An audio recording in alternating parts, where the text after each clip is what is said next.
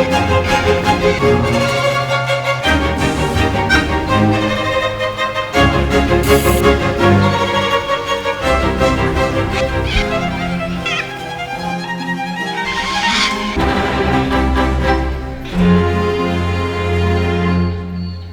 everyone and welcome to my garden. Today I'm very excited to share my pride and joy with you all and take you on a tour of my subtropical suburban garden made from mostly recycled material. My garden is located north of Brisbane in Queensland, Australia, and I live in a subtropical region, which means I can mostly grow things all year round, but we do get pretty hot summers, which has been a real challenge this month. I've been gardening now for about 3 to 4 years and have become completely obsessed, but over the years I've learned a few things, and this garden makeover is a result of everything I've learned, including learning from lots of failures. And I'm so proud of what I've been able to achieve with my garden makeover and just really excited to share it with you all. But just a little recap. At the beginning of 2024, I kind of let my garden get a bit wild with the goal of a big makeover. So I completely pulled out my existing garden beds and laid down cardboard to suppress the weeds and grass. I then picked up a bunch of old planks of wood off Marketplace and then screwed them all together to make new garden beds. I originally had a plan for only like 3 to 4 garden beds, but clearly that plan changed. But one of my goals for the garden was to have it to be very colorful and very eclectic. I think that's the great thing about a tub of paint.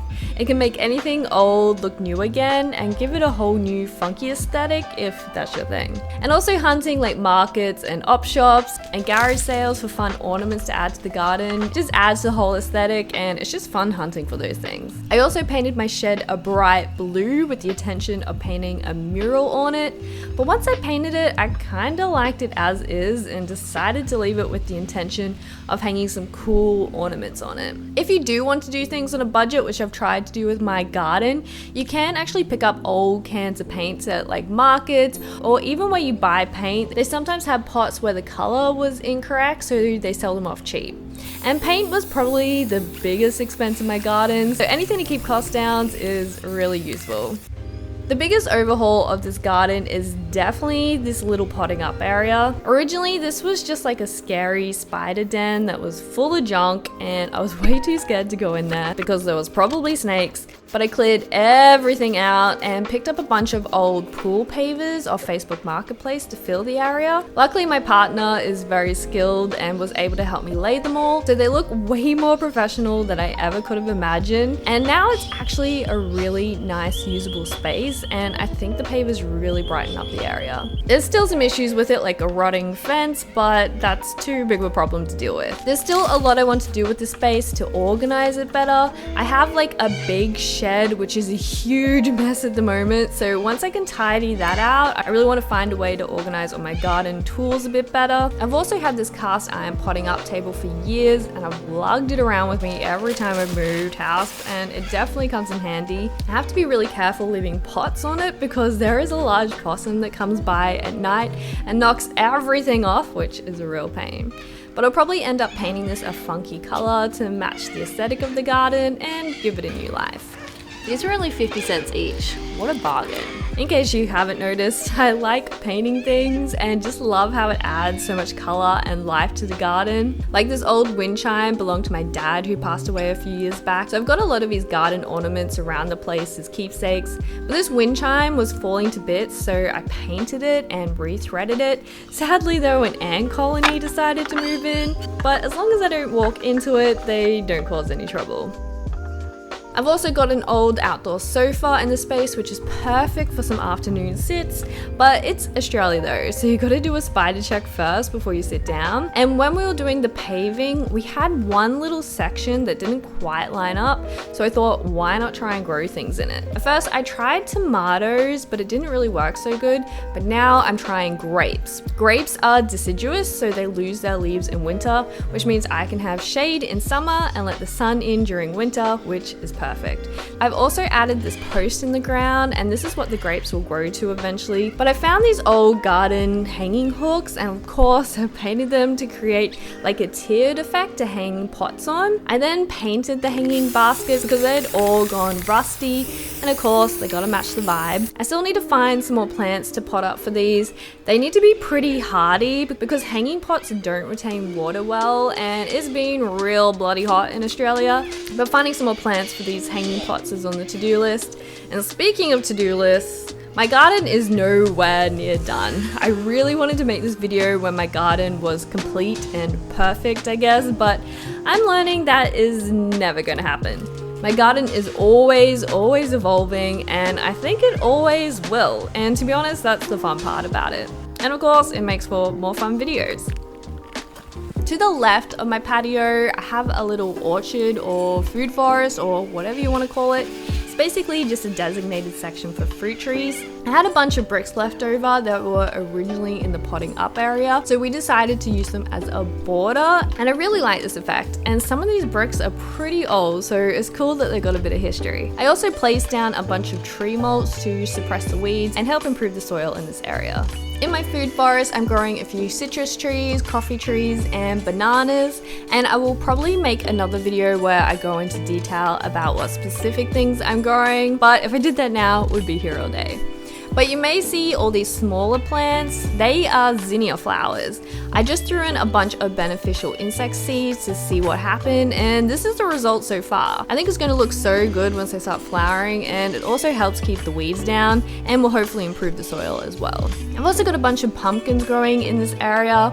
These tiny pumpkins are called Jack Be Little, and they are awesome. And they taste so good, but what I'm most excited for is this tromboncino. These grow up to 1 meter long, so I've been growing it for fun just to see how big I can get it. I've also been experimenting with using cut down branches for trellises. It hasn't been going too well yet. I'm learning they need to be more stable because big things push it over, or the wind does. I also learned that they really need something smaller to latch onto, so I've learned that I need to wrap twine around it to give plants more grip. I'm tempting to grow these Madagascar beans up the trellis, but they definitely need something smaller to climb on, so we'll see how it goes. But as you can see, this area is to be continued. There's a whole section of my yard that's current work in progress, so we'll just ignore that for now. I also did the pathways with secondhand pavers and use sand to place and secure them, and stones to surround them. Originally, I had mulch as the pathways, but the problem with mulch is essentially turns into compost, which plants, aka weeds, love. So it can be good if you're repurposing the mulch or if you're regularly topping up the mulch, but I'm not that organized. So I've got pavers, but not just any pavers. I've got mosaic pavers. So for a while now, I've been going to mosaic classes and have been chipping away and making mosaic pavers. I've gotten better over time, but still have lots to learn. And of course, a lot of pavers to do if I want to do the whole garden. I haven't made all of these pavers though. Some are made by other people in the classes and some of my mum, who is a mosaic artist. So you'll probably see lots of mosaics pop up around the garden, but with some of them being by my mum. Now, to the garden beds. Currently, I've got a bit of a mixed bag of things growing. I pretty much got 2 active garden beds at the moment with vegetables growing in them. I tried growing some cucumber for the first time, but it's kind of taken over, so I needed to cut it back a bit and secure the trellis a bit more. Cucumbers are like tiny little grape-shaped things that taste like cucumbers. I'm also growing a few cucumbers as well, as they are my favorite, but unfortunately, they're also the caterpillar's favorite as well. I've been experimenting with different trellis systems, and I'm currently trialing using this chain. My dad used to do this, and I never really liked how it looked, but I figured I'd give it a go to see how it works, and you know what? I think he may have been onto something. I'm still trying to perfect it, but for now it's just a trial, but it seems to be working pretty good. In my green garden bed, it's looking a bit sad, but that's because I'm currently doing a green manure. To do things cheaply, I originally filled the beds up with lots of wood chip and then added manure and potting mix on top. This is a quick, easy way to fill them up, but it doesn't really give you as good a soil. And I noticed this bed in particular was really struggling, and that's because I realized I did a green manure on the other beds as an experiment. Green manures are like plants that help improve the nitrogen in the soil, so you're meant to plant a bunch of seeds and then cut them back for them to compost. And seeing the difference it's made between the garden beds has made me a big advocate for green manure, so now I'm doing it in this bed to see how much it improves the soil. But for now, it just kind of looks a bit sad, but soon it'll hopefully be lush and healthy. In my yellow garden bed, I'm trialing an annual flower bed for the first time. I always saw people with beautiful flower beds and wanted to give it a go. I used to be not interested in flowers at all. I was all about the vegetables, but over time I've started to appreciate flowers more and more, and I'm so glad I did. I just purchased a bunch of seeds online and scattered them all over this bed, and it is absolutely stunning and has been such a joy to watch it grow. And it has been hugely beneficial for introducing good insects into my garden. The more I learn about nature and the role of insects on our planet, the more I try and avoid any pest management and try and encourage to bring balance into my garden instead. Like these assassin bugs, they are everywhere in my garden, and they're a predator insect that will eat aphids and other annoying pests. And then also these yellow ladybugs, they eat powdery mildew, which is a common issue on pumpkins and zucchinis. I absolutely do have lots of pests like grasshoppers and caterpillars, but the caterpillars make butterflies, which are an important part of the ecosystem, and grasshoppers are a great food for birds.